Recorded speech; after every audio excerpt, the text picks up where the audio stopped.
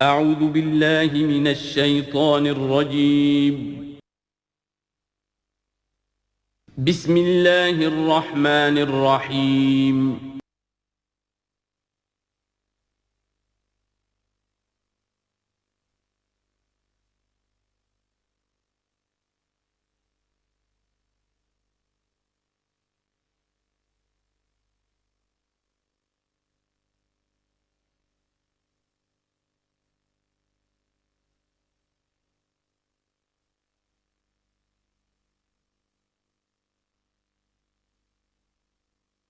بسم اللہ اولہ و آخرہ۔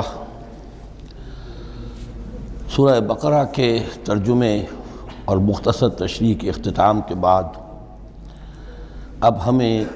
مکی اور مدنی صورتوں کے اس پہلے گروپ میں جو دو جوڑے مدنی صورتوں کے ہیں ان میں سے پہلے جوڑے کی دوسری صورت کا مطالعہ کرنا ہے۔ یہ سورہ آل عمران ہے۔ جیسا کہ اس سے قبل بھی میں آپ کو بتا چکا ہوں کہ جوڑے ہونے کی نسبت یہ ہے کہ ان دونوں چیزوں میں گہری مشابہت بھی ہو، مرد اور عورت بہت مشابہت بھی ہے لیکن کچھ فرق بھی ہو، اور جو فرق ہو وہ ایسا ہو کہ جس سے ایک دوسرے کے لیے کمپلیمنٹری ہو، ایک دوسرے سے مل کر کسی مقصد کی تکمیل ہوتی ہو۔ یہ نسبت زوجیت کی حقیقت ہے۔ اب آپ دیکھیں گے مشابہتیں جو ہیں بہت نمایاں جو سورہ بقرہ میں اور سورہ آل عمران میں ہیں کہ دونوں شروع ہوئی ہیں الف لام میم سے۔ دونوں کے شروع میں قرآن مجید کی عظمت کا بیان ہے، اگرچہ سورہ آل عمران میں اس کے ساتھ ہی تورات اور انجیل کا بیان بھی ہے۔ دونوں کے اختتام پر بڑی عظیم آیات آئی ہیں۔ وہ آیت ہم پڑھ چکے ہیں جو سورہ بقرہ کے اختتام پر آئی ہے، جو کہ ایک عظیم دعا پر مشتمل ہے۔ عظیم ترین دعاؤں میں سے اس کو شمار کیا جا سکتا ہے، ربنا لا تؤاخذنا ان نسینا واخطانا۔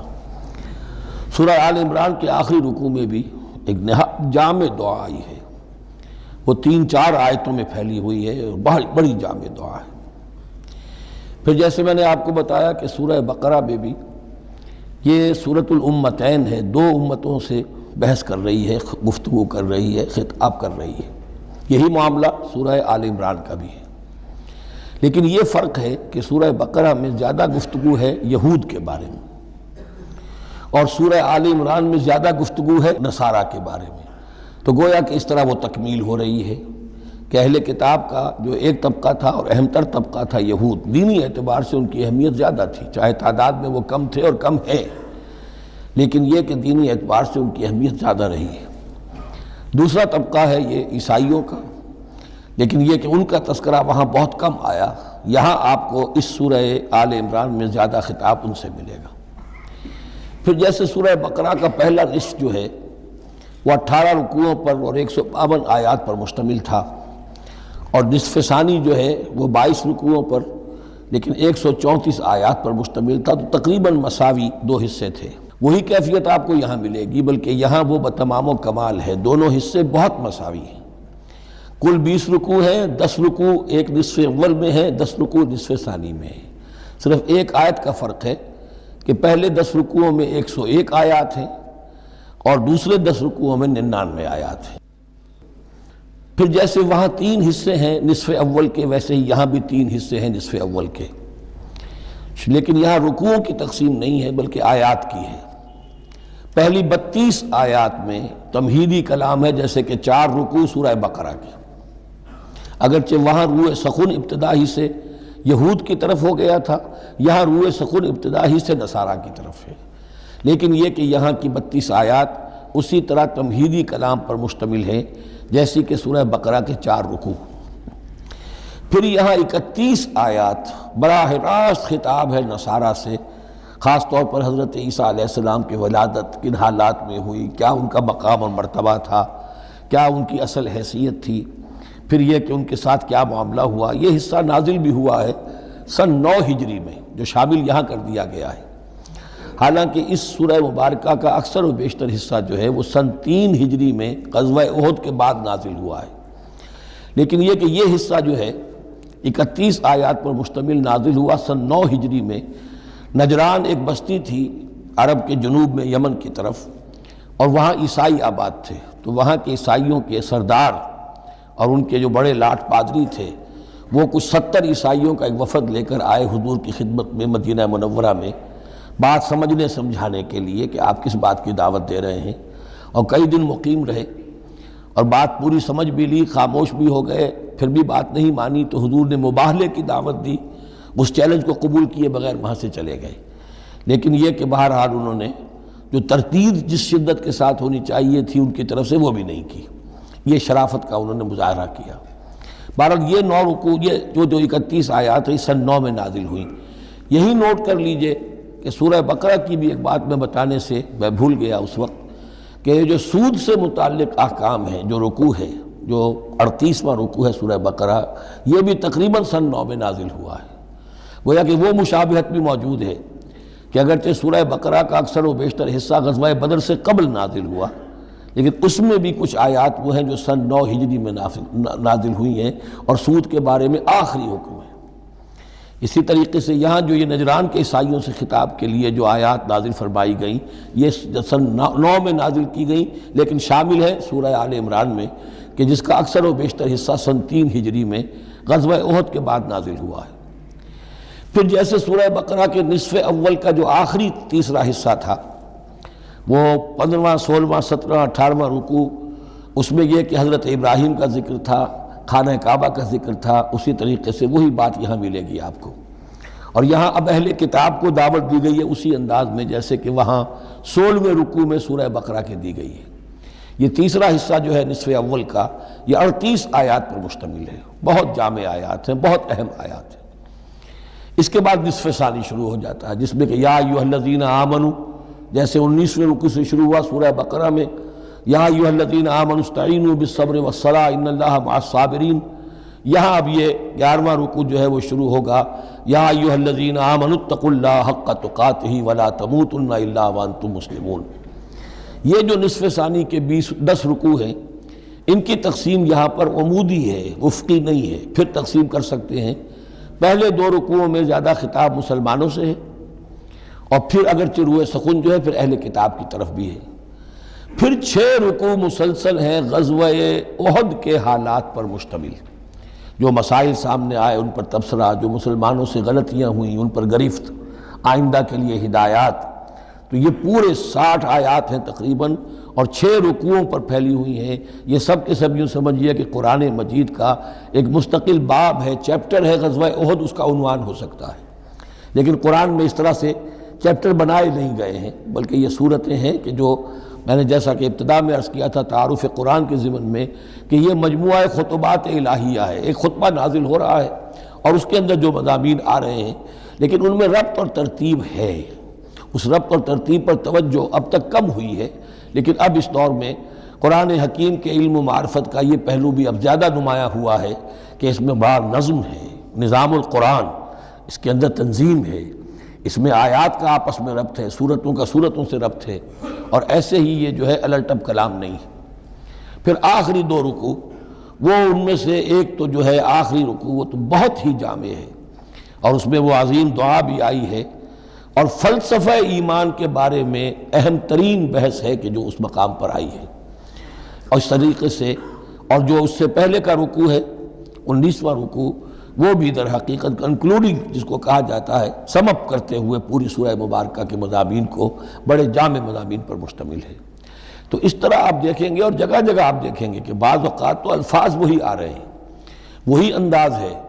وہاں بھی کہا گیا تھا مسلمانوں تم کہو ہم ایمان رکھتے ہیں اللہ پر، اور جو کچھ ہم پر نازل کیا گیا، اور جو کچھ ابراہیم پر اور اسحاق پر، وہی آپ کو آیات یہاں بھی ملیں گی۔ حضرت ابراہیم کا ذکر وہاں ہے، یہاں بھی ملے گا۔ یہود پر ضربت علیہم الذلۃ والمسکنہ والی آیت وہ یہاں بھی آئے گی۔ ذرا ترتیب کا فرق ہے، یہ متشابہ کہلاتے ہیں، قرآن مجید میں متشابہ، اور یہ حفاظ کے لیے مشکل ترین مقام ہوتے ہیں کہ تیزی میں، روانی میں، وہ اس سے مشابہ جو مقام ہے وہ ادھر منتقل ہو جاتے ہیں۔ لیکن مضامین کے اندر آپ کو اتنی گہری مناسبت نظر آئے گی کہ جس کو میں نے تشبیہ دی ہے زوجیت، کہ ظاہر بات ہے کہ ہر حیوان کا جوڑا جو ہوتا ہے وہ یوں سمجھیے کہ 90% تو ایک دوسرے سے مشابہ ہوں گے، لیکن یہ کہ ان میں 5-10% کا فرق بھی ہوگا، اور وہ فرق بھی ایسا ہوگا کہ جو دونوں کے جمع ہونے سے کوئی نیا مقصد پیدا ہو رہا ہے اس سورہ مبارکہ کا، سورہ آل عمران کا۔ یہ اور یاد کر لیجئے کہ میں نے آپ کو بتایا تھا کہ نبی اکرم صلی اللہ علیہ وسلم نے ان دونوں صورتوں کو ایک نام دیا ہے۔ جیسے آخری جو دو صورتیں ہیں قرآن مجید کی، ان کو ایک نام دیا گیا معوذتین، قل اعوذ برب الفلق قل اعوذ برب الناس۔ ان دونوں صورتوں کو ایک نام دیا گیا الزہراوین، دو نہایت تابناک اور روشن صورتیں۔ تو یہ اس میں تمہیدی کلام میں بس اسی پر اکتفا کر کے اب ہم آگے مطالعہ شروع کرتے ہیں۔ اعوذ باللہ من الشیطان الرجیم، بسم اللہ الرحمن الرحیم۔ الف لام میم، اللہ لا الہ الا هو الحی القیوم، نزل علیک الکتاب بالحق مصدقا لما بین یدیہ وانزل التوراۃ والانجیل من قبل هدى للناس وانزل الفرقان ان الذين كفروا بآيات الله لهم عذاب شديد والله عزيز ذو انتقام۔ صدق الله العظيم۔ رب اشرح لي صدري ويسر لي امري واحلل عقدة من لساني يفقهوا قولي۔ اللهم ربنا الهمنا رشدنا واعذنا من شرور انفسنا، اللهم ارنا الحق حقا وارزقنا اتباعه وارنا الباطل باطلا وارزقنا اجتنابه، اللهم وفقنا لما تحب وترضى، اللهم ربنا انس وحشتنا في قبورنا وارحمنا بالقرآن العظيم، اللهم اجعله لنا اماما ونورا وهدى ورحمة، اللهم ذكرنا منه ما نسينا وعلمنا منه ما جهلنا وارزقنا تلاوته آناء الليل وآناء النهار واجعله لنا حجة یا رب العالمین، آمین۔ الف لام میم یہ حروف مقطعات ہیں جن کے بارے میں اجمالی گفتگو سورہ بقرہ کے آغاز میں ہم کر چکے ہیں۔ اللہ لا الہ الا هو الحی القیوم، یہ الفاظ آیت الکرسی کے آغاز میں سورہ بقرہ میں آ چکے ہیں۔ ایک بات نوٹ کر لیجئے کہ ایک حدیث میں آتا ہے کہ اللہ کا ایک اسم اعظم ہے کہ جس کے حوالے سے اگر کوئی چیز اللہ سے مانگی جائے تو وہ ضرور دیتا ہے، لیکن اس کو حضور نے بتایا نہیں کہ وہ اسم اعظم کون سا ہے۔ کچھ اشارے کیے، جیسے رمضان میں ایک شب ہے لیلۃ القدر جو 1000 مہینوں سے افضل ہے، تعین کے ساتھ نہیں بتایا وہ کون سی، تاکہ تلاش کرو، زیادہ ذوق و شوق کا معاملہ ہو۔ لیکن جو اشارات آپ نے کیے ہیں اس سے اندازہ ہوتا ہے، چونکہ یہ فرمایا گیا کہ یہ 3 صورتوں میں ہے، سورہ بقرہ میں، سورہ آل عمران میں اور سورہ طٰہٰ میں، وہ الفاظ الحی القیوم جو مشترک ہیں، سورہ بقرہ میں آیت الکرسی میں آئے ہیں، آل عمران میں یہاں دوسری آیت میں موجود ہیں، اور سورہ طٰہٰ کے بھی شروع کے اندر موجود ہیں۔ نزل علیک الکتاب بالحق، اس نے نازل فرمائی ہے، اس اللہ نے جس کے سوا کوئی معبود نہیں، جو الحی ہے القیوم ہے۔ اس میں اشارہ ہو رہا ہے اس کلام کی عظمت کی طرف کہ جان لو یہ کلام کس کا ہے، کس نے اتارا ہے۔ نزل علیک الکتاب بالحق، اس نے نازل فرمائی ہے یہ کتاب اے نبی آپ پر حق کے ساتھ، اور یہاں نوٹ کیجیے نزلہ ہے، نزلہ ینزل تنزیلا، انزلہ نہیں آیا ہے، مصدقا لما بین یدیہ، اور یہ تصدیق کرتے ہوئے آئی ہے اس کی جو اس کے سامنے موجود ہے، تورات اور انجیل۔ اور یہ کہ 2 اعتبارات سے تصدیق ہے کہ یہ قرآن تصدیق کرتا ہے ان کی کہ وہ اللہ کی کتابیں تھیں جن میں تحریف ہو گئی، لیکن یہ کہ قرآن اور حضور مصداق بن کر آئے ہیں ان پیشین گوئیوں کا جو ان کتابوں میں تھی۔ وَأَنزَلَ التَّوْرَاةَ وَالْإِنْجِيلَ مِنْ قَبْلُ هُدًى لِلنَّاسِ، اسی طرح اللہ نے اس سے پہلے لوگوں کی ہدایت کے لیے تورات اور انجیل نازل فرمائی تھی۔ وَأَنزَلَ الْفُرْقَانَ، اور اللہ نے فرقان اتارا۔ فرقان قرآن مجید کے لیے بھی ہے، فرقان تورات کے لیے بھی ہے، فرقان معجزات کے لیے بھی ہے۔ ہر وہ شے یوم الفرقان ہم سورہ انفال میں پڑھیں گے، غزوہ بدر کے دن کو کہا گیا، جو شے بالکل مبرہن کر دے، حق و باطل کے مابین امتیاز قائم کر دے، وہ فرقان ہے۔ لیکن یہاں اب تہدید کا انداز ہے، دھمکی کا انداز ہے۔ ان الذین کفروا بآیات اللہ، یہ دنیا کی دوسری کتابوں کا معاملہ نہ سمجھو کہ اسے مان لیا تب بھی کوئی حرج نہیں، نہیں مانا تب بھی کوئی حرج نہیں، اگر پڑھنے پر طبیعت راغب ہوئی تو بھی کوئی بات نہیں، نہیں راغب ہے تو مت پڑھو، کوئی الزام نہیں۔ یہ کتاب ویسی نہیں ہے۔ بلکہ یہ کتاب تو اب اگر نہیں مانو گے، ایمان نہیں لاؤ گے، تو ان الذین کفروا بآیات اللہ لہم عذاب شدید، تو ان کے لیے بہت سخت سزا ہوگی، واللہ عزیز ذو انتقام، اور اللہ تعالیٰ زبردست ہے، انتقام لینے والا ہے۔ یہ لفظ بہت اہم ہے کہ اللہ تعالیٰ جہاں رؤوف ہے، رحیم ہے، شفیق ہے، غفور ہے، ستار ہے، لیکن ساتھ ہی شدید ذو انتقام بھی ہے، عزوز ذو انتقام بھی ہے، شدید العقاب بھی ہے۔ یہ دونوں شانیں اللہ کی ذہن میں رہنی چاہیے۔ ان اللہ لا یخفی علیہ شیء فی الارض ولا فی السماء، یقیناً اللہ پر کوئی شے مخفی نہیں ہے، نہ آسمان کی نہ زمین کی۔ هو الذی یصورکم فی الارحام کیف یشاء، پہلی چیز اللہ کے علم سے متعلق تھی، اور یہ اللہ کی قدرت سے متعلق ہے۔ وہی ہے کہ جو تمہاری نقشہ کشی کر دیتا ہے، صورت بنا دیتا ہے تمہاری ماؤں کے رحموں میں جیسا چاہتا ہے۔ کسی کے پاس چوائس نہیں ہے کہ وہ اپنا نقشہ خود بنائے۔ لا الہ الا هو العزیز الحکیم، اس کے سوا کوئی معبود نہیں، اور یہ کہ وہی العزیز ہے اور الحکیم ہے۔ هو الذی انزل علیک الکتاب منہ آیات محکمات ہن ام الکتاب واخر متشابہات، وہی ہے جس نے آپ پر یہ کتاب نازل فرمائی۔ کسی کسی جگہ انزلہ کا لفظ بھی آ جاتا ہے، اور یہ ہوتا ہے ردم کے اعتبار سے، کیونکہ قرآن مجید کی اپنی ایک ملکوتی غنا ہے، اس کی ایک موسیقی ہے، ڈیوائن میوزک ہے، تو اس میں جو ردم کے حوالے سے اگر ضرورت ہو تو یہ الفاظ ایک دوسرے کی جگہ آ جائیں گے۔ منہ آیات محکمات، اس میں کچھ آیات تو ہیں محکم، پختہ، حکم جیسا کہ میں نے بتایا، حکمت عقل کی پختگی، محکم آیت، پختہ آیت، جس کا مفہوم بالکل واضح ہو، جس کو ادھر سے ادھر کرنے کی کوئی گنجائش نہ ہو۔ ہن ام الکتاب، اس کتاب کی جڑ اور اساس اور بنیاد وہی ہے۔ وَأُخَرُ متشابہات، اور کچھ متشابہ ہیں کہ جن کا حقیقی اور صحیح مفہوم معین کرنا بہت مشکل ہے، بلکہ عام حالات میں ناممکن ہے۔ یہ میں تفصیل سے تعارف قرآن کے ضمن میں عرض کر چکا ہوں۔ آیات الاحکام جتنی بھی ہیں وہ سب محکم ہیں، یہ کرو یہ نہ کرو، یہ حرام یہ حلال۔ لیکن یہ کہ جو بھی آیات ہیں کہ جن میں بحث ہے عالم غیب سے، اللہ کی ذات و صفات، کیا تصور کریں؟ اللہ کا ہاتھ، اللہ کا چہرہ، اللہ کی کرسی، اللہ کا عرش، کیا تصور کریں؟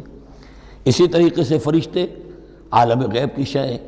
عالم برزخ قبر میں کیا ہوتا ہے، اسی طرح عالم آخرہ جنت اور دوزخ کی اصل حقیقتیں ہم نہیں سمجھ سکتے، اس میں ہمارے ذہن کے قریب لا کر کچھ باتیں بتا دی گئی ہیں۔ ما لا یدرک کلہ لا یترک کلہ، اجمالی تصور قائم ہو جانا چاہیے، اس کے بغیر تو راستہ سیدھا رہے گا نہیں آدمی کا، لیکن ان کی تفاصیل میں نہیں جانا چاہیے۔ تو دوسرے درجے میں نے آپ کو بتایا تھا کہ کچھ فزیکل فینومینا بھی، یہ بھی ایک وقت تک رہے ہیں آیات متشابہات میں سے، لیکن رفتہ رفتہ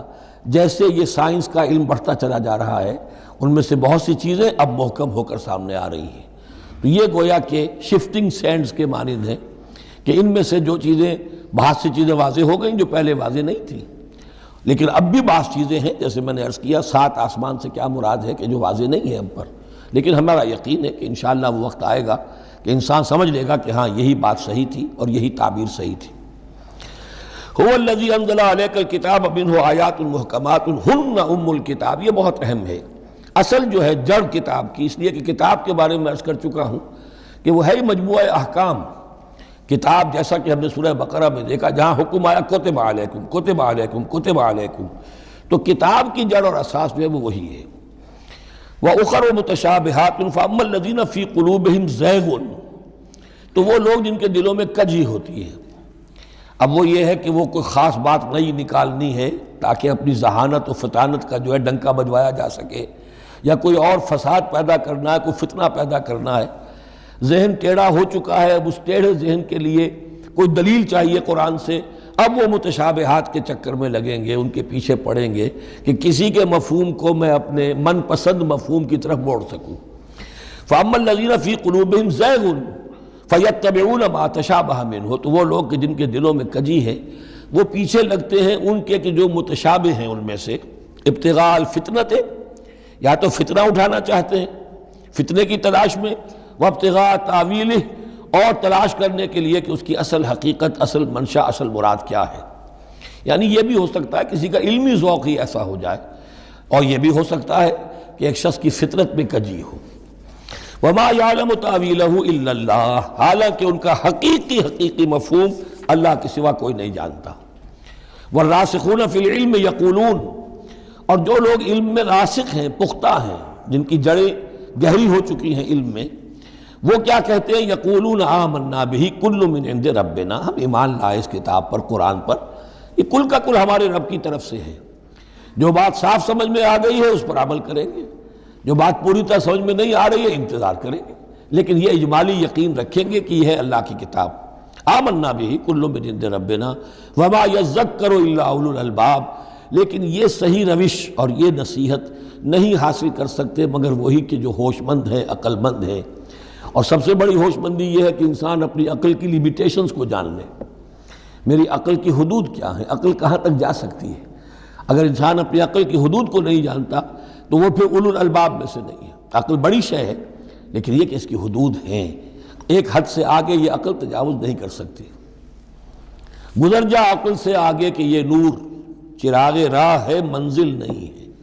منزل تک پہنچانے والی شے جو ہے وہ عقل نہیں ہے، وہ قلب پہنچائے گا، لیکن یہ کہ بہرحال عقل ایک روشنی دیتی ہے، حقیقت کی طرف اشارے کرتی ہے۔ ربنا لا تزغ قلوبنا بعد اذ ہدیتنا، اور ان کا یہ قول ہوتا ہے اولو الالباب کا، اے رب ہمارے دلوں کو کج نہ ہونے دیجو اس کے بعد کہ تو نے ہمیں ہدایت دے دی ہے۔ وہب لنا من لدنک رحمہ، اور ہمیں تو خاص اپنے خزانہ فضل سے رحمت عطا فرما، انک انت الوہاب، یقیناً تو ہی سب کچھ دینے والا ہے، تیری ہی بارگاہ سے ملے گا۔ ربنا انک جامع الناس لیوم لا ریب فیہ، اے رب ہمارے یقیناً تو جمع کرنے والا ہے لوگوں کو اس دن جس دن میں کوئی شک نہیں ہے، قیامت کا دن، یوم القیامہ۔ ان اللہ لا یخلف المیعاد، یقیناً اللہ تعالیٰ اس وعدے کے خلاف نہیں کرے گا، اپنے وعدے کی خلاف ورزی نہیں کرتا، لہذا جو اس نے بتایا ہے کہ وہ دن آئے گا وہ آ کر رہے گا۔ ان الذین کفروا لن تغنی عنہم اموالہم ولا اولادہم من اللہ شیئا، اب یہ ذرا تحدی کا انداز ہے، چیلنج کا انداز ہے۔ زمانہ نزول کے اعتبار سے آپ نے نوٹ کر لیا کہ یہ سن 3 میں نازل ہو رہی ہے سورہ مبارکہ غزوہ احد کے بعد، لیکن یہ کہ یہ رکوع جو ہے اس کے بارے میں گمان غالب ہے کہ یہ غزوہ بدر کے بعد نازل ہوئی ہے۔ غزوہ بدر جو ہے اس میں ایک طرف مسلمانوں کو بڑی زبردست فتح حاصل ہوئی تھی تو مسلمانوں کا مورال بہت بلند تھا، لیکن ایسی روایات بھی ملتی ہیں کہ جب مسلمان بدر سے کامیاب ہو کر، غازی بن کر، فتح یاب ہو کر واپس آئے تو جو یہودی قبیلے تھے مدینے کے، ان میں سے بعض لوگوں نے کہا کہ مسلمانوں اتنا نہ اتراؤ، یہ کچھ قریش کے ناتجربہ کار چھوکرے تھے جن سے تمہارا مقابلہ پیش آیا ہے، اگر ہم سے کبھی اس کا مقابلہ پیش آیا تو معلوم ہوگا، تب دن میں تارے نظر آئیں گے وغیرہ وغیرہ۔ تو اس پس منظر میں یہ الفاظ کہے جا رہے ہیں کہ نہیں، تمام کفار اسی طریقے سے آخر کار زیر ہوں گے اور اللہ کے دین کو غالب ہونا ہے، واللہ غالب علی امرہ ولکن اکثر الناس لا یعلمون۔ ان الذین کفروا لن تغنی عنہم اموالہم ولا اولادہم من اللہ شیئا، یقیناً جن لوگوں نے کفر کی روش اختیار کی ہرگز نہ بچا سکیں گے انہیں، نہ ان کے مال نہ ان کی اولاد اللہ سے کچھ بھی۔ وَأُولَٰئِكَ هُمْ وَقُودُ النَّارِ، اور وہ تو سب کے سب آگ کا ایندھن بنیں گے۔ کداب آل فرعون، تمہاری تو حیثیت ہی کیا ہے، چپندی کا شوربہ۔ آل فرعون کا معاملہ یاد کرو، ان کے ساتھ کیا ہوا تھا، شہنشاہ اور بڑے لاؤ لشکر والا، وفرعون ذی الاوتاد، کداب آل فرعون والذین من قبلہم،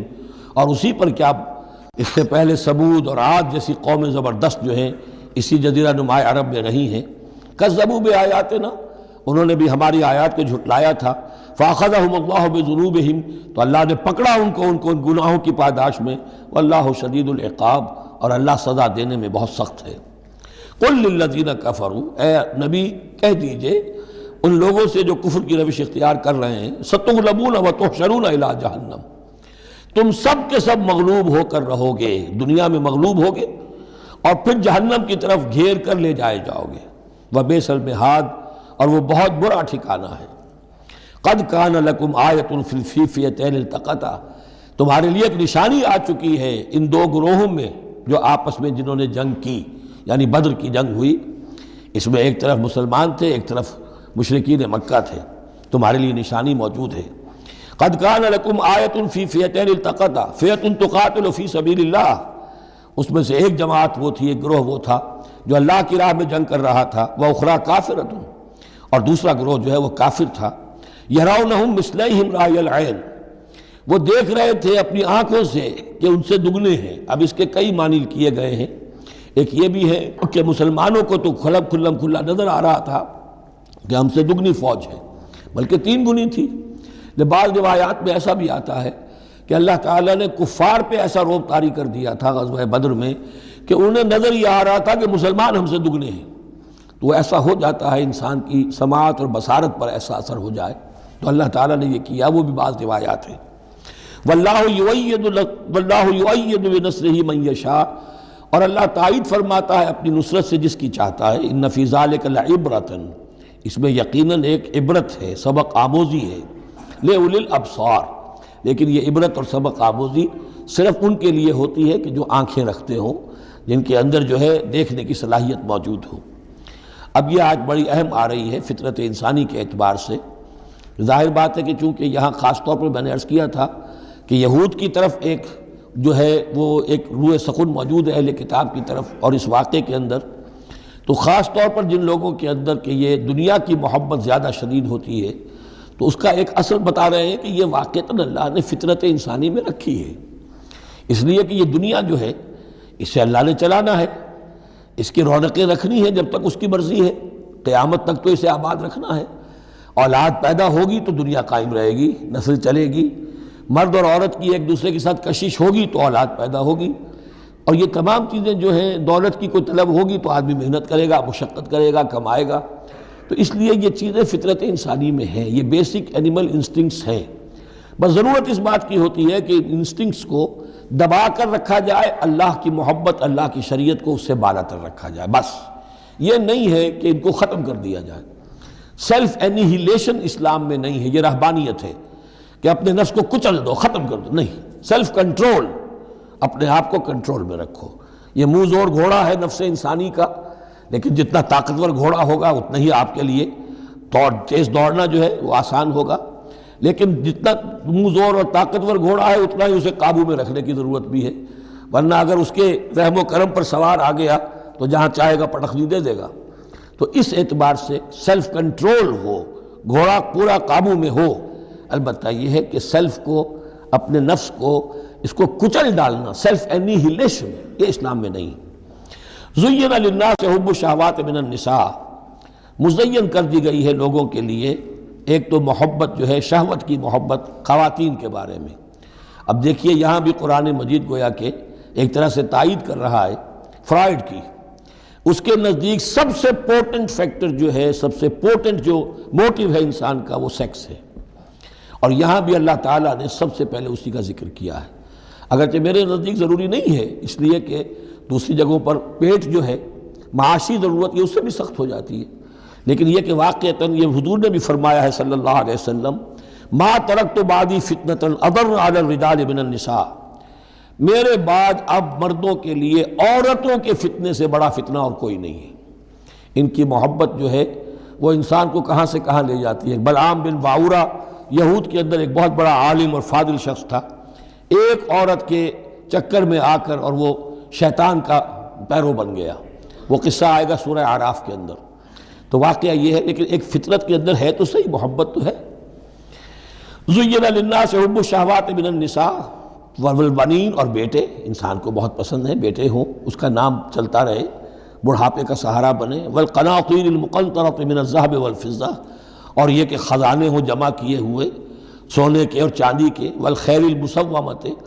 اور گھوڑے ہوں، بڑے نسل والے گھوڑے جو ہیں جن پر کے نشان لگے ہوئے ہوتے ہیں، پیڈگری ہوتی ہے ان کی۔ والانعام، اور مویشی ہوں، مال جو ہے پنجاب میں اور سرائکی کے علاقے میں مال کہتے ہی جانوروں کو ہیں، ان حیوانات کو ہیں مال مویشی۔ والانعام والحرث، اور کھیتی۔ ذالک متاع الحیات الدنیا، بس جو نقطہ اعتدال ہے وہ یہ ہے کہ جان لو یہ ساری چیزیں اس دنیا کی زندگی کا ساز و سامان ہے۔ اس زندگی کے لیے ضروریات کی حد تک ان سے فائدہ اٹھانا، اس میں کوئی بری بات نہیں، لیکن واللہ عندہ حسن المآب، لیکن اللہ کے پاس ہے اچھا لوٹنا۔ وہ جو ہے جو اللہ کے پاس ہے اس کے مقابلے میں یہ کچھ بھی نہیں۔ اگر یہ ایمان بالآخرہ ہے تو پھر تو انسان ان تمام چیزوں کو، اپنے تمام جذبات و میلانات کو ایک حد کے اندر رکھے گا، اس سے آگے نہیں آنے دے گا۔ لیکن اگر ان میں سے کوئی ایک شے بھی اتنی زوردار ہو گئی اس کی محبت کہ آپ کے دل کے اوپر اس کا قبضہ ہو گیا تو بس آپ گئے، اب وہی ند ہے،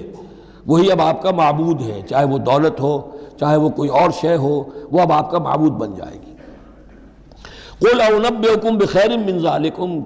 ان سے کہیے کہ کیا میں تمہیں بتاؤں کہ ان تمام چیزوں سے بہتر شے کون سی ہیں؟ لِلَّذِينَ اتَّقَوْا عِندَ رَبِّهِمْ جَنَّاتٌ تَجْرِی مِن تَحْتِهَا الْأَنْہَارُ خَالِدِینَ فِیہَا، وہ لوگ کہ جو اپنے رب کا تقوی اختیار کرتے رہے۔ تقوی یہی ہے کہ اپنے نفس کا بھی حق ہے دو، اِنَّ لِنَفْسِکَ عَلَیکَ حَقًّا، لیکن ناجائز راستے سے نہیں۔ تمہارے پیٹ کا بھی حق ہے، اس کا ادا کرو، لیکن عقل حلال سے۔ تمہاری اولاد کا تم پر حق ہے، اِنَّ لِنَفْسِکَ عَلَیکَ حَقًّا وَإِنَّ لِزَوْجِکَ عَلَیکَ حَقًّا وَإِنَّ لِزَوْرِکَ عَلَیکَ حَقًّا، تمہارے ملاقاتی آتے ہیں ان کا بھی تم پر حق ہے، وہ حقوق ادا کرو، لیکن اللہ سے اوپر کسی حق کو فائق نہ کر دینا، بس یہ ہے اصل بات۔ اگر تو یہ اگر حفظ مراتب نہ کنی زندگی، اگر یہ حفظ مراتب نہیں ہوگا تو گویا کہ اب آپ گئے، دین اور دنیا سب گئی۔ تو للذین اتقوا عند ربہم جنات، ان کے لیے ایسے باغات ہیں تجری من تحتہا الانہار، جن کے دامن میں ندیاں بہتی ہوں گی، خالدین فیہا، اس میں وہ ہمیشہ رہیں گے، وازواج مطہرۃ، اور بڑی ہی پاک عورتیں ہوں گی، ورضوان من اللہ، اور اللہ کی رضوان ہوگی، اللہ کی رضا ہوگی جو سب سے بڑی شے ہے، واللہ بصیر بالعباد، اور یقیناً اللہ تعالیٰ اپنے بندوں کو دیکھ رہا ہے۔ الذین، وہ کون سے بندے ہیں اس کے خاص؟ الذین یقولون ربنا اننا آمنا، جو یہ کہتے رہتے ہیں پروردگار ہم ایمان لے آئے، فاغفر لنا، پس ہمیں بخش دے، ذنوبنا، ہمارے گناہ، وقنا عذاب النار، اور ہمیں آگ کے عذاب سے بچائیو۔ اب ان کی بدہ میں الفاظ استعمال ہو رہے ہیں، یہ کون لوگ ہیں جو یہ دعا کرتے ہیں،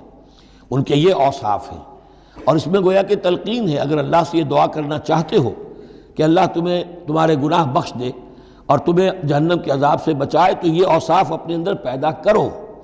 الصابرین والصادقین والقانتین والمنفقین والمستغفرین بالاسحار، صبر کرنے والے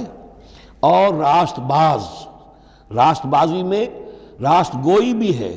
راست کردار بھی ہے، عمل بھی آپ کا صحیح صحت پر ہو، درستی پر ہو، اور قول بھی صحیح اور درست ہو۔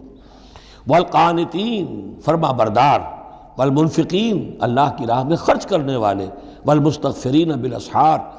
اور جو جس کو آپ کہتے ہیں small hours of the morning, وہ جو سحر کا وقت ہے، سحری کا وقت ہے، اس میں استغفار کرنے والے۔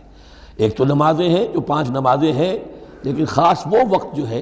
اس میں جب کہ فرمایا گیا ہے کہ رات کے آخری حصے میں اللہ تعالیٰ نزول فرماتا ہے سمائے دنیا تک،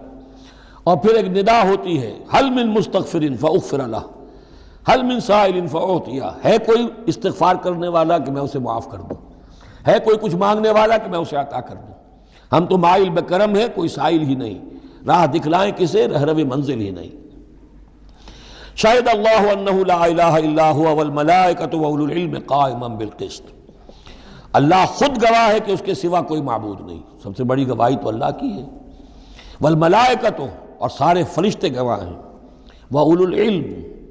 اور اولو العلم بھی اس پر گواہ ہیں۔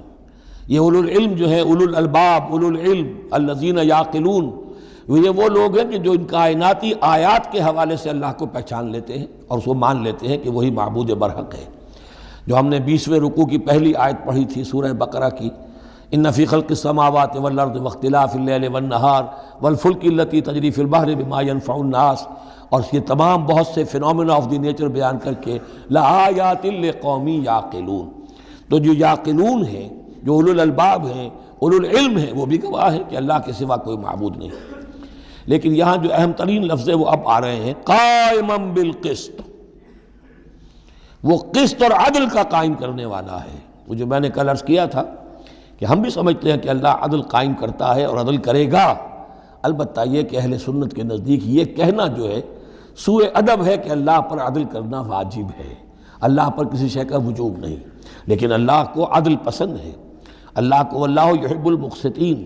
اللہ خود بھی عدل فرمائے گا، لا الہ الا هو العزیز الحکیم، اس کے سوا کوئی معبود نہیں ہے، وہ زبردست ہے، کمال حکمت والا۔ ان الدین عند اللہ الاسلام،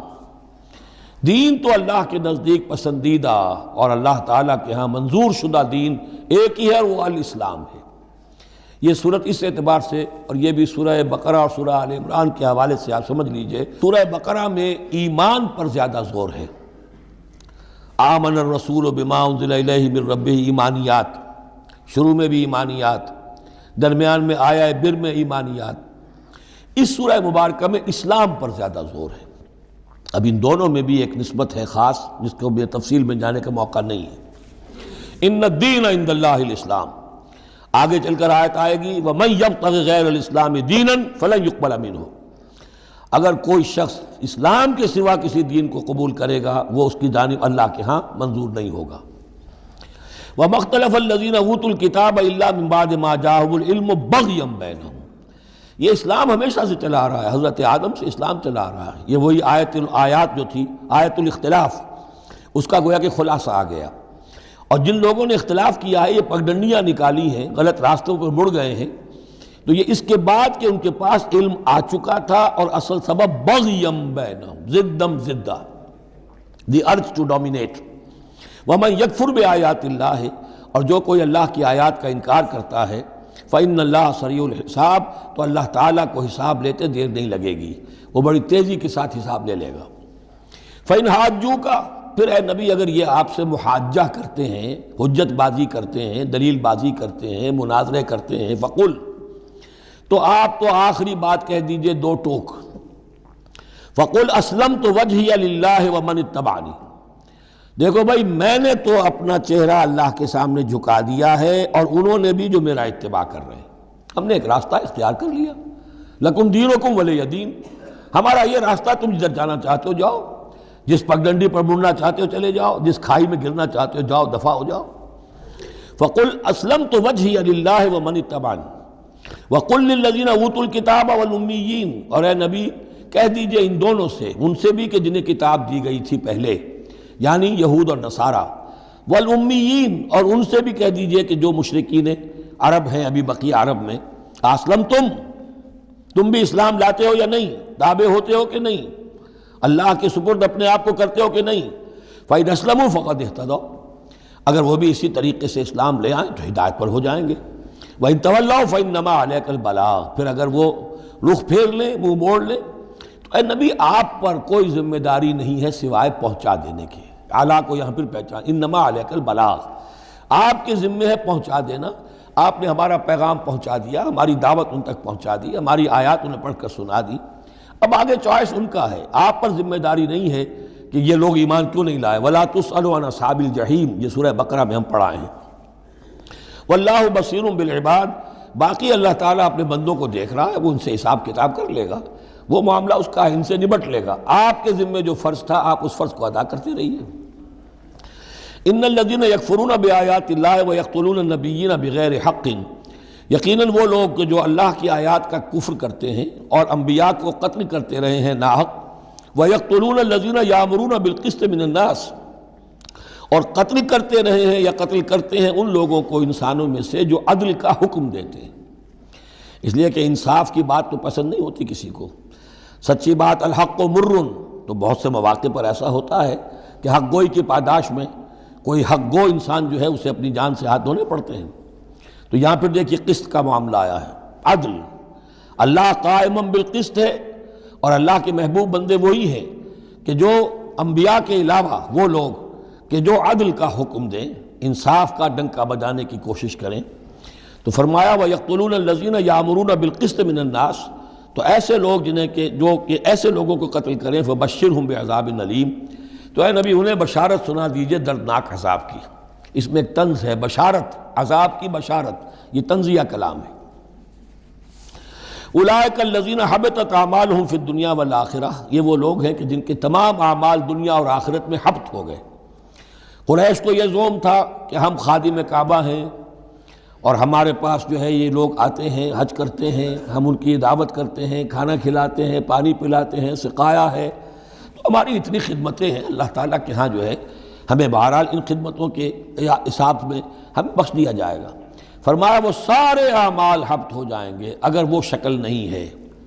اگر تو صحیح پورے دین کو اختیار کرو گے تو ٹھیک ہے، ورنہ یہ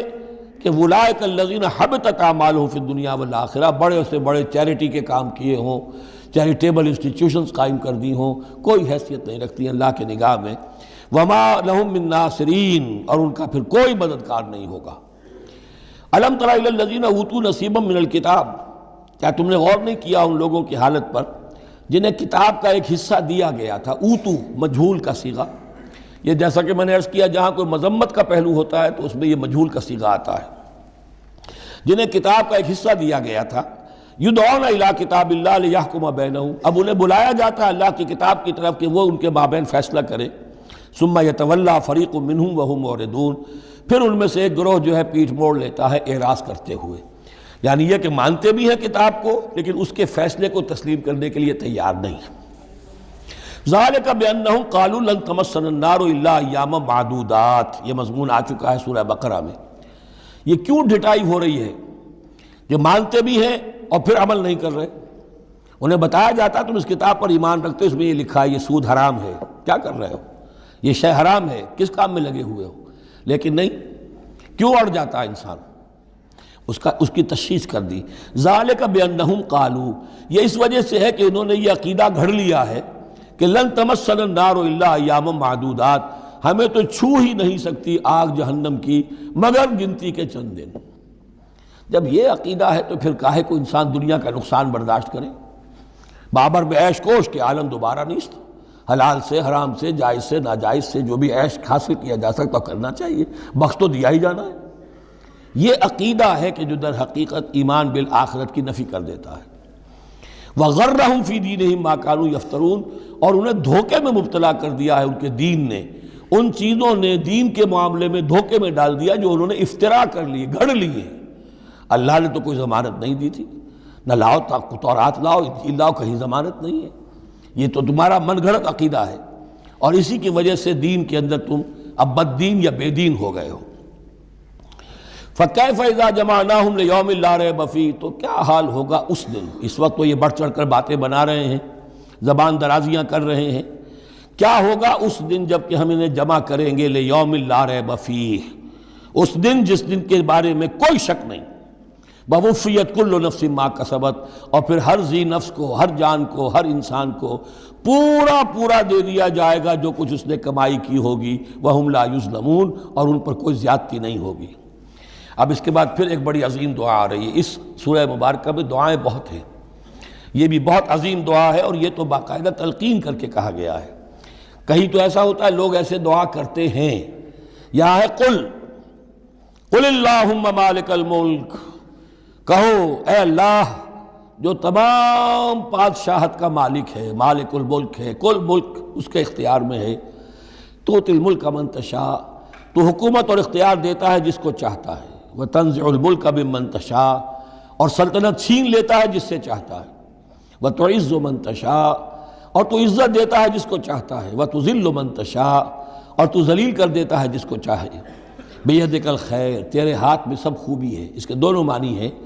کل خیر خوبی تیرے ہاتھ میں ہے، دوسرے ایک تیرے ہاتھ میں خیر ہی خیر ہے۔ بسا اوقات انسان جسے اپنے لیے شر سمجھ بیٹھتا ہے وہ بھی اس کے لیے خیر ہوتا ہے۔ آسان تحبوا شیئا وہو شر لکم، وآسان تکرہوا شیئا وہو خیر لکم، انک علی کل شیء قدیر، یقیناً تو ہر چیز پر قادر ہے۔ تولج اللیل فی النہار،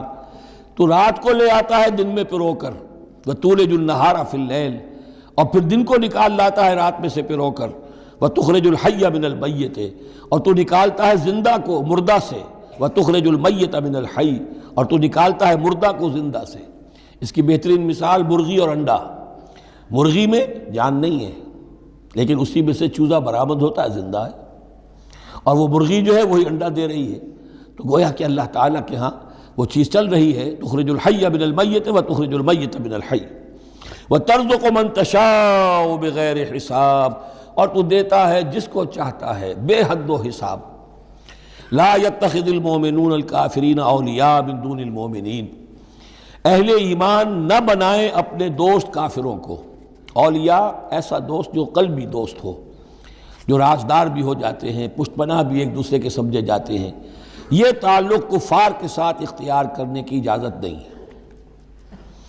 ایک اچھا رویہ ہو، ظاہری مدارات ہوں، آپ ان سے اچھے کلچرڈ طریقے پر بات کریں، تہذیب کے ساتھ، یہ اور بات ہے، لیکن دلی محبت، قلبی رشتہ، جذباتی تعلق،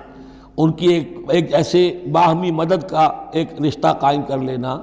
پشت پناہ ہونے کا رشتہ بنا لینا، اس کی اجازت نہیں ہے۔ لا يتخذ المؤمنون الکافرین اولیاء من دون المؤمنین، اہل ایمان کو چھوڑ کر ان کے ساتھ یہ رشتہ قائم کرنا اللہ کو پسند نہیں ہے۔ وَمَن يَفْعَلْ ذَلِكَ فَلَيْسَ مِنَ اللَّهِ فِي شَيْءٍ، اور جو کوئی بھی یہ حرکت کرے گا پھر اس کا اللہ کے ہاں کوئی مقام نہیں ہوگا، کوئی رشتہ اللہ کا پھر اس کے ساتھ نہیں رہے گا۔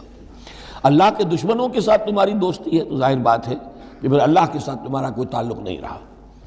إِلَّا أَن تَتَّقُوا مِنْهُمْ تُقَاةً، سوائے یہ کہ تم ان سے بچاؤ کرنا چاہو، بچاؤ کے لیے۔ بعض اوقات ایسے حالات ہوتے ہیں کہ کھلے مقابلے کا بھی موقع نہیں ہے، تو آپ طرح دے رہے ہیں، آپ وقت جو ہے یو آر بائنگ ٹائم، تو اس میں کوئی ظاہری خاطر مدارات کا مسئلہ بھی ہو جائے تو کوئی حرج نہیں ہے،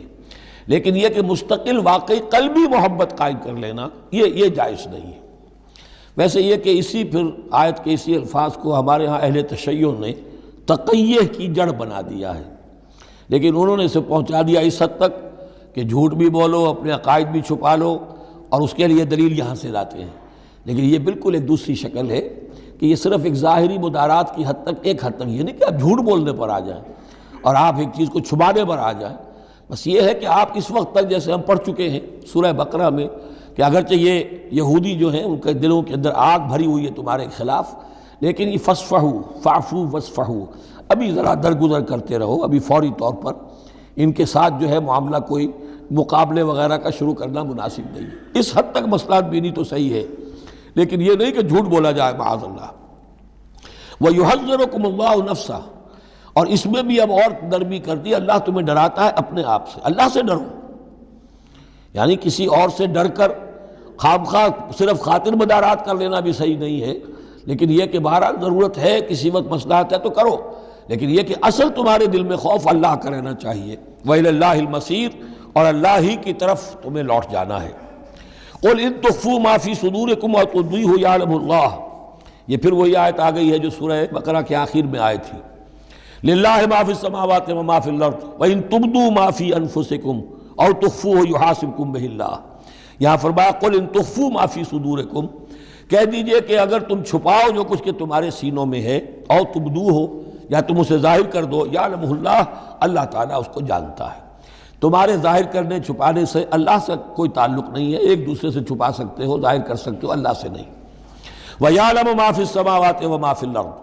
اور وہ جانتا ہے جو کچھ کہ آسمانوں میں اور زمین میں ہے۔ وَاللَّهُ عَلَىٰ كُلِّ شَيْءٍ قَدِيرٌ، اور اللہ تعالیٰ ہر چیز پر قادر ہے۔ یوم تجد کل نفس ما عملت من خیر محضرا، اس دن کا تصور کرو جس دن ہر جان، ہر نفس موجود پائے گا، حاضر کیا ہوا پائے گا ہر وہ عمل جو اس نے کیا ہوگا۔ فَمَن يَعْمَلْ مِثْقَالَ ذَرَّةٍ خَيْرًا يَرَهُ وَمَن يَعْمَلْ مِثْقَالَ ذَرَّةٍ شَرًّا يَرَهُ یوم تجد کل نفس ما عملت من خیر محضرا وما عملت من سوء، جو نیکی کی ہوگی اسے بھی موجود پائے گا، اور جو بدی کمائی ہوگی وہ بھی موجود پائے گا۔ تود لو ان بینہا و بینہ امدا بعیدا، اور ہر جان یہ چاہے گی، ہر انسان یہ چاہے گا کہ کاش میرے اور میرے اعمال نامے کے درمیان بڑا فاصلہ آ جائے، میں اسے دیکھوں بھی نہ، میری نگاہ بھی اس پر نہ پڑے۔ وَيُحَذِّرُكُمُ اللَّهُ نَفْسَهُ، اور اللہ ڈرا رہا ہے تمہیں اپنے آپ سے، یعنی تقویٰ رکھنا ہے تو اس کا کرو، ڈرنا ہے تو اس سے ڈرو، خوف کھانا ہے تو اس سے کھاؤ۔ وَاللَّهُ رَؤُوفٌ بِالْعِبَادِ، اور اللہ تعالیٰ اپنے بندوں کے حق میں بہت شفیق ہے، یعنی یہ وارننگز جو اسی لیے دے رہا ہے کہ تمہاری عاقبت برباد نہ ہو، بار بار سمجھا رہا ہے۔ قُلْ إِن كُنتُمْ تُحِبُّونَ اللَّهَ، یہ آیت بہت معروف بھی ہے، مسلمانوں کو پسند بھی ہے، ہمارے ہاں جو وعظ ہوتے ہیں، تقاریر ہوتی ہیں تو اس کے اندر بہت کثرت سے کوٹ ہوتی ہے۔ قُلْ إِن كُنتُمْ تُحِبُّونَ اللَّهَ فَاتَّبِعُونِي يُحْبِبْكُمُ اللَّهُ، اے نبی کہہ دیجئے کہ اگر تم لوگ چاہتے ہو کہ اللہ سے محبت کرو،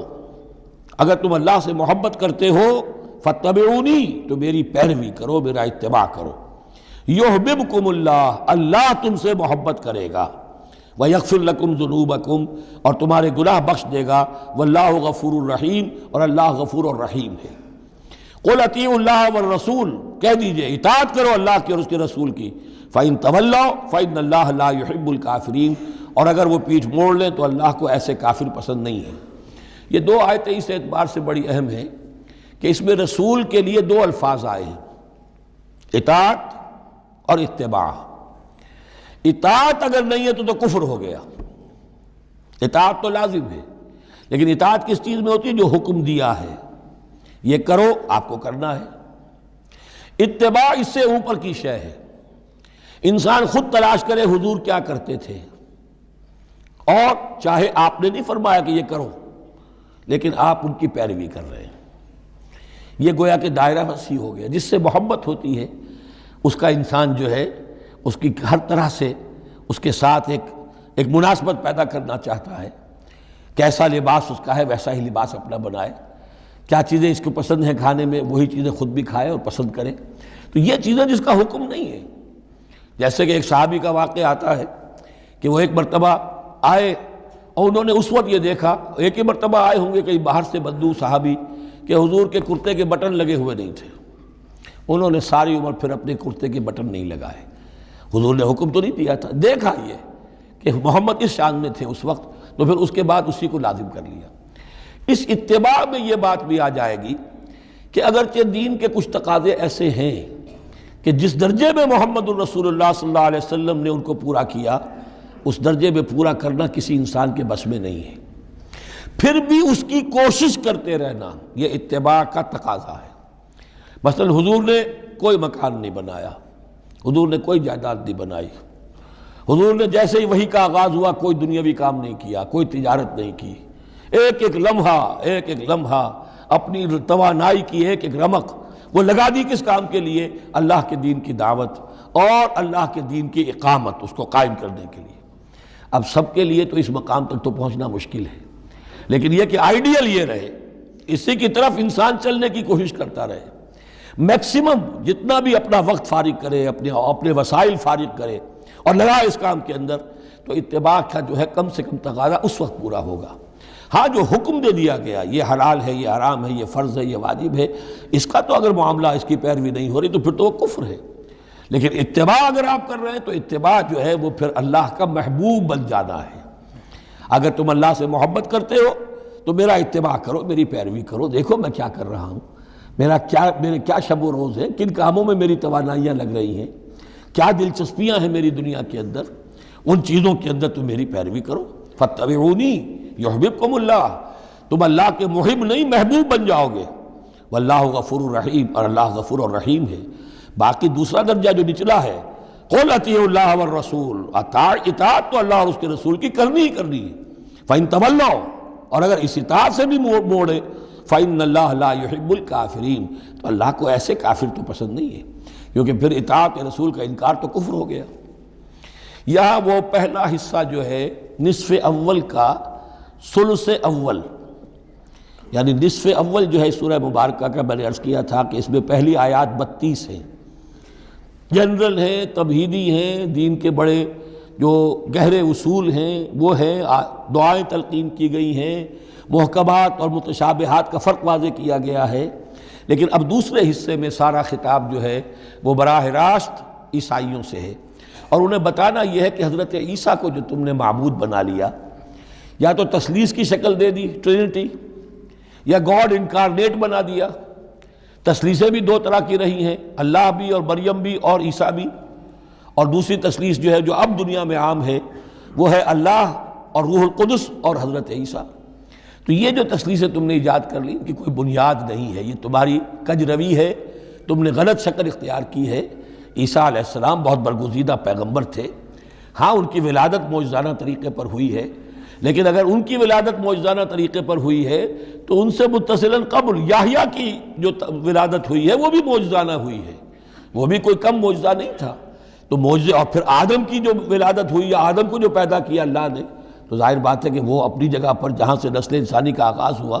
تو یہی بات اگر دلیل ہو جائے الوہیت کی تو یہ تو پھر آدم کو بھی الہ مانو اور یحییٰ کو بھی الہ مانو۔ تو ساری بحث اس پر ہو رہی ہے۔ ان اللہ اصطفیٰ آدم و نوحا وآل ابراہیم وآل عمران علی العالمین، یقیناً اللہ نے چن لیا آدم کو اور نوح کو اور آل ابراہیم کو اور آل عمران کو تمام جہان والوں پر، تمام جہانوں پر نہیں، تمام جہان والوں پر۔ حضرت آدم علیہ السلام کا بھی استفاء ہوا ہے۔ اس میں کچھ ان لوگوں کے لیے دلیل بنتی ہے جو سمجھتے ہیں کہ جو تخلیق آدم ہے اس میں پہلے کوئی سپیشیز وجود میں آئی تھی، اور اس سپیشیز، اس نوع کے ایک فرد کو اللہ نے چن کر اس میں پھر اپنی روح پھونکی ہے تو وہ آدم بن گئے، تو وہ بھی سلیکٹڈ تھے۔ استفاء کے معنی ہوتا ہے کسی میں سے چن لینا، بہرحال ایک عام معنی بھی ہو جاتے ہیں، پسند کر لینے کے معنی بھی ہو سکتے ہیں۔ ان اللہ اصطفیٰ آدم و نوحا، اور پھر نوح کو پسند کیا، آل ابراہیم، ابراہیم کے گھر کو، ان کے خاندان کو، وآل عمران، عمران جو ہے بنی اسرائیل کی تاریخ میں دو عظیم شخصیتوں کے نام ہیں، ایک تو حضرت موسیٰ کے والد کا نام بھی عمران تھا، اور ایک حضرت مریم کے والد کا نام بھی عمران تھا۔ حضرت عیسیٰ کے نانا عمران ہوئے اور حضرت موسیٰ کے والد عمران تھے۔ یہاں پہ غالباً حضرت موسیٰ کے والد مراد ہیں، لیکن چونکہ آگے سارا معاملہ حضرت مریم کا آ رہا ہے تو شاید عین ممکن ہے کہ یہاں پر اشارہ ان کے نانا کی طرف ہو۔ ذریۃ بعضھا من بعض، اور یہ سب جو ہے ایک دوسرے کی نسل سے ہیں، ایک دوسرے کی اولاد سے ہیں۔ نوح حضرت آدم کی اولاد سے ہیں، ابراہیم حضرت نوح کی اولاد سے ہیں، پھر ان کے پورا خاندان بنی اسماعیل بنی اسرائیل یہ ان کی اولاد میں سے ہیں۔ واللہ سمیع علیم، اللہ سمیع اور علیم ہے۔ اس قالت امرأۃ عمران رب انی نذرت لک ما فی بطنی محررا فتقبل منی۔ اب یہ جو عمران کی بیوی ہیں یعنی حضرت مریم کی والدہ، یہ بہت نیک عورت تھیں، بہت ہی متقی، نیک، زاہد۔ ان کو حمل ہوا تو انہوں نے پروردگار سے ایک منت مانی، نظر مانی، رب انی نذرت لک ما فی بطنی، جو میرے پیٹ میں جو بھی بچہ اے اللہ تو پیدا فرما رہا ہے میں تیری ہی نظر کرتی ہوں، یعنی دنیاوی کوئی ذمہ داریوں کا بوجھ اس پر نہیں ہم ڈالیں گے، اور ہیکل کی خدمت کے لیے، دین کی خدمت کے لیے، تورات کی خدمت کے لیے اس کو وقف کر دیں گے، ہم اپنا بھی کوئی بوجھ ان پر نہیں ڈالیں گے، اس توقع میں کہ اللہ بیٹا عطا کرے گا۔ محررن کے مطلب ہے اسے آزاد کر دیں گے، تحریر آزاد کر دینا حر سے، کہ کوئی ذمہ داری اس پر نہیں ہوگی، اسے ہم خالص کر دیں گے تیرے دین کی خدمت کے لیے اور ہیکل کی خدمت کے لیے۔ فتقبل منی، تو اے اللہ میری اس نظر کو تو قبول فرما لے، شرف قبول عطا فرما۔ انک انت السمیع العلیم، یقیناً تو سب کچھ سننے والا اور سب کچھ جاننے والا ہے۔ فلما وضعتها قالت رب انی وضعتها انثی، اب جب وضع حمل ہوا تو پھر اس نے کہا اے اللہ یہ تو میں ایک بیٹی جنم گئی ہوں، یعنی میری تو یہاں بیٹی ہو گئی ہے، میں تو امید میں تھی کہ بیٹا آئے گا تو اس کو جو ہے میں وقف کر دوں گی۔ اس وقت تک ہیکل کے خادموں میں کسی خاتون کو، لڑکی کو قبول نہیں کیا جاتا تھا۔ واللہ عالم بما وضعت، اللہ فرما رہا ہے کہ اللہ بہتر جانتا تھا کہ کیا اس نے جنا ہے، اسے کیا پتہ کیسی بیٹی جنی ہے۔ وَلَيْسَ الذَّكَرُ كَالْأُنثىٰ، اور کہاں ہوگا کوئی بیٹا اس بیٹی جیسا۔ اس کے دونوں معنی کیے گئے، ایک تو ایسا کہ یہ گویا کہ قول مانا جائے حضرت مریم کی والدہ کا کہ لڑکا تو لڑکی کی طرح نہیں ہوتا، اب لڑکا ہوتا تو میں اسے خدمت کے لیے وقف کر دیتی، یہ تو لڑکی ہو گئی۔ اور ایک یہ بھی ہے کہ اللہ کی طرف سے اس کو مانا جائے واللہ عالم بما وضعت ولیس الذکر کالانثیٰ، کوئی بیٹا ایسا ہو ہی نہیں سکتا جیسی بیٹی تمہیں دی ہے۔ وَإِنِّي سَمَّيْتُهَا مریم، اور وہی اب ان کا کلام شروع ہوا ان کی والدہ کا مریم کی، میں نے اس کا نام مریم رکھا ہے۔ وَإِنِّي أُعِيذُهَا بِكَ، اور اے اللہ میں اسے تیری پناہ میں دیتی ہوں، وَذُرِّيَّتَهَا، اور جو بھی اس کی اولاد ہو، نسل ہو، اس کو بھی تیری پناہ میں دیتی ہوں، من الشیطان الرجیم، مردود شیطان کے حملے سے، کہ اللہ ان کو، مریم کو بھی اور اس کی آنے والی اولاد کو بھی تو بہت ہی اپنی حفاظت میں رکھیو، شیطان سے بچائیو۔ فتقبلها ربها بقبول حسن، تو قبول فرما لیا انہیں، یعنی حضرت مریم علیہ السلام کو ان کے رب نے بڑی ہی عمدگی کے ساتھ، قبول حسن، شرف قبول عطا فرمایا بڑی ہی خوبصورت انداز میں۔ وانبتها نباتا حسنا، اور ان کی پرورش کی بہت ہی عمدہ طریقے پر، بہت اعلیٰ طریقے پر۔ وکفلها زکریا، اور ان کو کفالت میں دے دیا، تربیت میں دے دیا حضرت زکریا کے۔ یہ حضرت زکریا جو ہیں یہ خالو تھے حضرت عیسیٰ علیہ السلام کے، حضرت مریم کے خالو۔ تو اب ان کی تحویل میں، اور وہ اس وقت کے چیف کاہن تھے، chief priest of the temple, ہیکل سلیمانی کے وہی نبی بھی تھے اور وہی وہاں کے سب سے بڑے جو ہیں، جو آج کل ہم سمجھتے ہیں مجاور وغیرہ، تو وہ مقام ان کا کاہنوں کا ہوتا تھا۔ وَكَفَّلَهَا زَكَرِيَّا كُلَّمَا دَخَلَ عَلَيْهَا زَكَرِيَّا الْمِحْرَابَ، جب کبھی بھی زکریا ان کے پاس جاتے تھے محراب میں، وجد عندہا رزقا،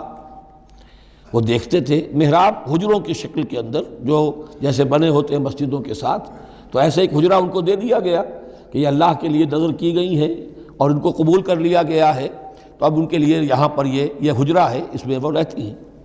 لیکن جب بھی وہ حجرے میں جاتے تھے تو دیکھتے تھے ان کے پاس کھانا، میوے رکھے ہیں بغیر موسم کے، اور بعض لوگوں کی رائے یہ بھی ہے کہ یہاں سے مراد مادی کھانا نہیں ہے بلکہ علم و حکمت، کہ جب حضرت زکریا ان سے بات کرتے تھے تو یہ کہ انہیں حیران رہ جاتے تھے کہ اس لڑکی کو یہ اس قدر حکمت کہاں سے مل گئی، اتنی معرفت کہاں اس کو حاصل ہوئی۔ قال یا مریم انا لک ھذا،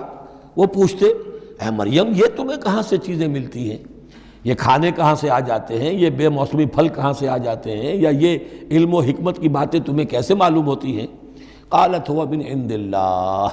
تو وہ کہتی تھیں یہ سب اللہ کی طرف سے ہے، اس کا فضل ہے، اس کا کرم ہے۔ ان اللہ یرزق من یشاء بغیر حساب، یقیناً اللہ تعالیٰ جس کو چاہتا بغیر حساب عطا کرتا ہے۔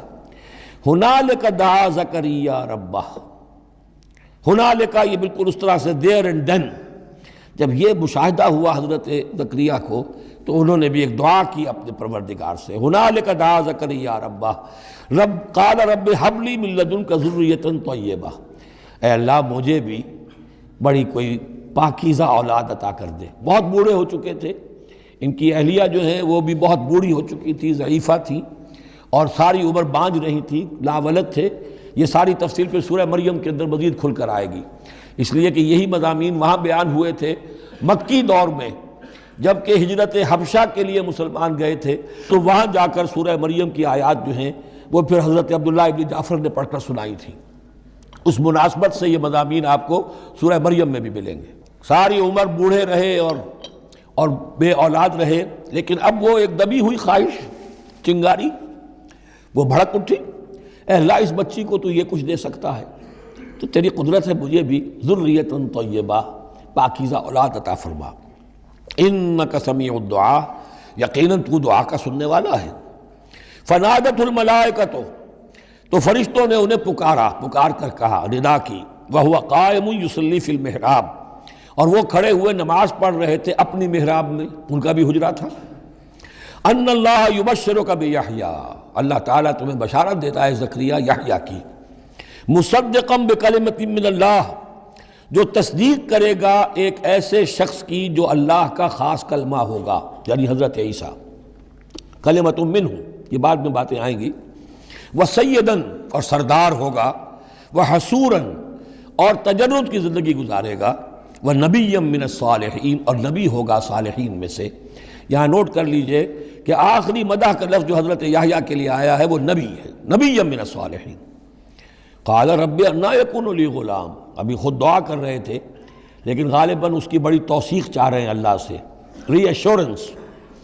کہا پروردگار میرے ہاں کیسے بیٹا ہو جائے گا، وقد بلغنی الکبر، جبکہ میں انتہائی بوڑھا ہو چکا ہوں، وامرأتی عاقر، اور میری بیوی جو ہے بانجھ رہی ہے۔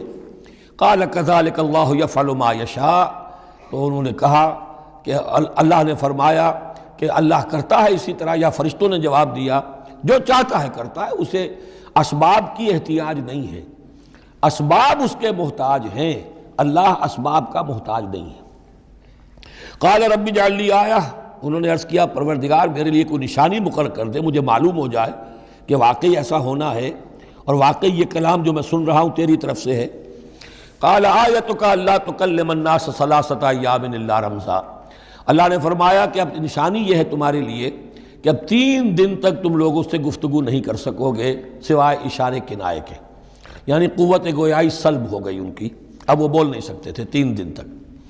وَاذْكُرْ رَبَّكَ كَثِيرًا، اپنے دل میں اپنے رب کو یاد کرتے رہو کثرت کے ساتھ۔ وَسَبِّحْ بِالْعَشِيِّ وَالْإِبْكَارِ، اور تسبیح کیا کرو شام کے وقت بھی اور صبح کے وقت بھی۔ وَإِذْ قَالَتِ الْمَلَائِكَةُ يَا مَرْيَمُ إِنَّ اللَّهَ اصْطَفَاكِ، اب دیکھیے یہ حضرت زکریا اور حضرت یحییٰ کا قصہ آ گیا کہ بانجھ بوڑھی عورت کے بطن سے شدید ضعیفی کی عمر میں حضرت زکریا کو اللہ نے یحییٰ جیسا بیٹا دے دیا، تو کیا یہ عام قانون کے مطابق ہے؟ یہ بھی تو معجزہ تھا۔ اسی طریقے سے اس سے ذرا بڑھ کر ایک معجزہ ہے کہ جو حضرت مسیح کا ہے کہ وہاں باپ کا معاملہ نہیں ہے۔ فرمایا وَإِذْ قَالَتِ الْمَلَائِكَةُ يَا مَرْيَمُ، اور یاد کرو جب کہ کہا فرشتوں نے اے مریم، اِنَّ اللَّهَ اصْطَفَاكِ وَطَهَّرَكَ وَاصْطَفَاكَ عَلَىٰ نِسَاءِ الْعَالَمِينَ، یقیناً اللہ نے تمہیں چن لیا ہے اور تمہیں خوب پاک کر دیا ہے اور تمہیں چن لیا ہے تمام جہان کی خواتین پر۔ یا مریم اقنتی لربک، اے مریم اب اپنے رب کی فرما برداری کرتی رہو، واسجدی اور سجدہ کیا کرو، وارکعی مع الراکعین اور جھکنے والوں کے ساتھ جھکتی رہا کرو، نماز باجماعت کے اندر شریک ہو جایا کرو۔ ذالک من انباء الغیب نوحی الیک، اور یہ غیب کی خبروں میں سے ہے جو اے محمد ہم آپ کو وحی کر رہے ہیں۔ وما کنت لدیہم، آپ تو ان کے پاس موجود نہیں تھے، اذ یلقون اقلامہم ایہم یکفل مریم، جبکہ وہ اپنے قلم پھینک رہے تھے یہ طے کرنے کے لیے کہ ان میں سے کون ہوگا کہ جو مریم کا کفیل ہوگا، کس کی تربیت میں زیر نگرانی، یعنی اور بھی وہاں پریسٹ تھے، کاہن اور بھی تھے، ان سب میں سے ہر ایک چاہتا تھا کہ یہ بچی جو ہے میری تحویل میں ہو، میں تربیت کروں، جسے اللہ کے نام پر جو ہے اس طرح وقف کر دیا گیا ہے۔ لیکن یہ کہ جب وہ اس طریقے سے اپنے قلم پھینک کر کچھ جیسے ہوتا ہے کوئی ذائچہ نکالنا یا کسی طرح کا معاملہ تو طے کر رہے تھے، اس میں اللہ نے حضرت زکریا کا نام نکال دیا تھا۔ تو اے نبی اس وقت تو آپ تو وہاں نہیں تھے، وما کنت لدیہم یختصمون، اور نہ آپ اس وقت تھے جبکہ وہ آپس میں جھگڑ رہے تھے۔ اذ قالت الملائکۃ یا مریم ان اللہ یبشرک بکلمۃ من، اب یاد کرو جب کہ کہا فرشتوں نے اللہ سے، کہ فرشتوں نے مریم سے کہ یقیناً اللہ تعالیٰ تمہیں بشارت دے رہا ہے ایک ایسی ہستی کی جو خاص کلمہ ہوگا اس کی جانب سے، اسمہ المسیح عیسی ابن مریم، اس کا نام ہوگا المسیح عیسیٰ مریم کا بیٹا، وجیہاً فی الدنیا والآخرہ، باعزت ہوگا، مرتبے والا ہوگا دنیا میں بھی اور آخرت میں بھی، ومن المقربین، اور بہت ہی اللہ کے مقربین بارگاہ میں سے ہوگا، بہت مقرب، وَيُكَلِّمُ النَّاسُ فِي الْمَهْدِ وَكَهْلًا، اور وہ لوگوں سے گفتگو کرے گا گود میں بھی اور پوری عمر کا ہو کر بھی۔ کہولت 40 برس کے بعد آتی ہے، اور حضرت مسیح اٹھا لیے گئے، رفع سماوی ہوا 33 برس کی عمر میں، گویا کہ اس آیت کا تقاضا ابھی پورا نہیں ہوا ہے۔ اور اس سے اندازہ کر لیجیے اس کے کہنے کی ضرورت کیا تھی، پوری عمر کو پہنچ کر تو سبھی بولتے ہیں، اس کا اشارہ کیوں کیا گیا یہاں؟ اس لیے کہ ہمیں معلوم ہو جائے کہ حضرت مسیح پر ابھی موت واقع نہیں ہوئی ہے، بلکہ وہ واپس آئیں گے دنیا میں، دوبارہ اتریں گے، پھر ان کی وہ عمر بھی ہوگی، پھر وہ شادی بھی کریں گے، ان کی اولاد بھی ہوگی، اور ان کے ذریعے سے اللہ تعالیٰ یہ نظام خلافت علی منہاج النبوت کو پوری دنیا میں قائم کرے گا۔ وَيُكَلِّمُ النَّاسَ فِي الْمَهْدِ وَكَهْلًا، اور وہ گفتگو کرے گا لوگوں سے اپنے گود میں بھی، تمہاری گود میں بھی، پگھوڑے میں بھی، اور بڑی پوری عمر کا ہو کر بھی، وَمِنَ الصَّالِحِينَ، اور یقیناً وہ بھی بہت ہی ہمارے نیکوکار بندوں میں سے ہوگا۔ قالت رب انا یکون لی ولد، حضرت مریم سلام علیہا نے بھی وہی جو ہے بات واضح کی، اے اللہ میرے اولاد کیسے ہو جائے گی، یمسسنی بشر، مجھے تو کسی مرد نے ہاتھ تک نہیں لگایا۔ قال کذالک اللہ یخلق ما یشاء، فرمایا اسی طرح اللہ تعالیٰ تخلیق فرماتا جو چاہتا ہے، اس کو ضرورت نہیں ہے۔ ٹھیک ہے عام ولادت انسانوں کی اسی طرح ہوتی ہے، باپ کا بھی حصہ ہے، ماں کا بھی حصہ ہے، لیکن یہ کہ اللہ تعالیٰ کے لیے کسی بھی شے کی ضرورت نہیں ہے، وہ محتاج نہیں ہے ان اسباب اور وسائل و ذرائع کا، اور جو چاہے کرتا ہے۔ قال کذالک اللہ یخلق ما یشاء اذا قضى امرا فانما يقول له كن فيكون، وہ تو جب کسی شے کا فیصلہ کر لیتا ہے تو بس وہ کہتا ہے ہو جا اور وہ ہو جاتی ہے۔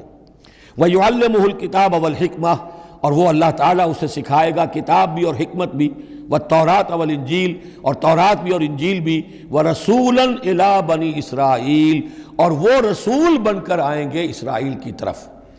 اب یہ جو دو کنٹمپریریز ہیں ان کو نوٹ کر لیجئے کہ حضرت یحییٰ کے بارے میں نبیم من الصالحین پر آ کر بات ختم ہو گئی، اور حضرت عیسیٰ کے بارے میں رسولاً الی بنی اسرائیل، بنی اسرائیل کی طرف رسول ہو کر آئیں گے۔ حضرت یحییٰ صرف نبی تھے، اسی لیے وہ قتل بھی کر دیے گئے۔ حضرت عیسیٰ رسول تھے، رسول قتل نہیں ہو سکتے، اسی لیے ان کو زندہ آسمان پر اٹھا لیا گیا۔ یہ بہت اہم مضمون ہے کہ جو یہاں بھی آپ کو سمجھ لینا چاہیے۔ اس کے بعد ان کے بعد معجزات کا تذکرہ ہے، وہ انشاءاللہ اب اگلی نشست میں پڑھیں گے۔ بارک اللہ لی و لکم فی القرآن العظیم و نفعنی و ایاکم بالآیات والذکر الحکیم۔